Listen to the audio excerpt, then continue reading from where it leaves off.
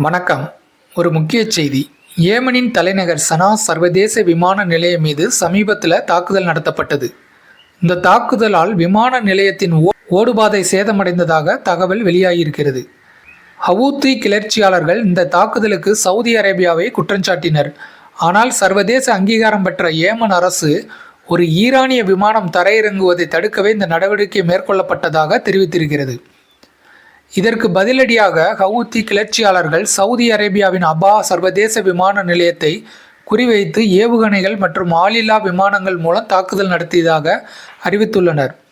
Saudi தரப்பு தங்களது வான் பாதுகாப்பு அமைப்புகள் பல ஏவுகணைகள் மற்றும் ட்ரோன்கள் இடைமறித்ததாகவும் உடனடியாக உயிரிழப்புகள் அல்லது பெரிய சேதம் எதுவும் பதிவாகவில்லை என்றும் தெரிவித்துள்ளது.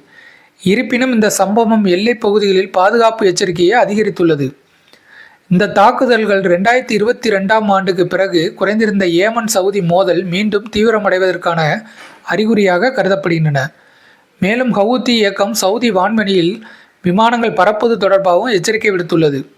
சவுதி அரேபியாவின் தென்மேற்கு பகுதிகளுக்கு, குறிப்பாக அபா மற்றும் அதை சுற்றியுள்ள பகுதிகளுக்கு பயணம் செய்யும் பயணிகள் தங்களது விமான நிறுவனங்களின் சமீபத்திய அறிவிப்புகளை தொடர்ந்து கவனிக்க வேண்டும். தற்போது அனைத்து விமான சேவைகளிலும் முழுமையாக நிறுத்தப்பட்டதாக அதிகாரப்பூர்வ அறிவிப்பு இல்லை.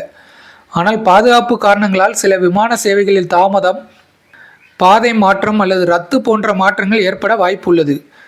மத்திய கிழக்கு பிராந்தியத்தில் பதற்றம் மேலும் அதிகரித்தால் விமான போக்குவரத்து மட்டுமல்லாமல் செங்கடல் வழியாக நடைபெறும் சர்வதேச கப்பல் போக்குவரத்தும் பாதிப்படையக்கூடும் என்று பாதுகாப்பு நிபுணர்கள் எச்சரிக்கின்றனர்.